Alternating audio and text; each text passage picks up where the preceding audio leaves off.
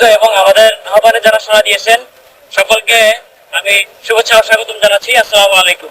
আপনারা অবশ্যই দেখতেছেন, আপনারা ব্যানারটা দেখে আশা করি বুঝতে পারতেছেন যে আজকের আমাদের বিষয়বস্তু কি।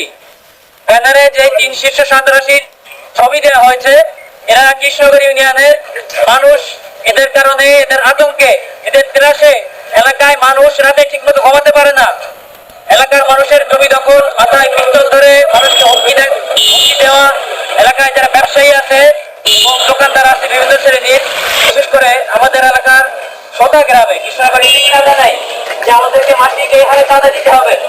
কেউ যদি এই তাদের কথায় তারা যদি দিতে না চায়, রাজি না হয়, তারা পিস্তল বের করে, অস্ত্র বের করে, হুমকি দিতে থাকে যে টাকা না দিলে এই করবে, সেই করবে, জানে মেরে ফেলবে। এমপি মহাদিস কবির বাসা সাহেবের সাথে আমরা কথা বলেছিলাম। তো তিনি গতকাল বাসায় এসেছেন, সংসদ অধিবেশন শেষ করে তিনি গতকাল বাসায় এসেছেন।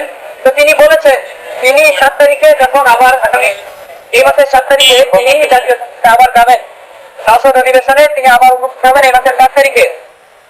তিনি বলেছেন এই আতঙ্কবাদ এবং এই খুনি সন্ত্রাসীদের ব্যাপারে তিনি সংসদের স্বরাষ্ট্রমন্ত্রী এবং আইনমন্ত্রীদের সাথে কথা বলবেন।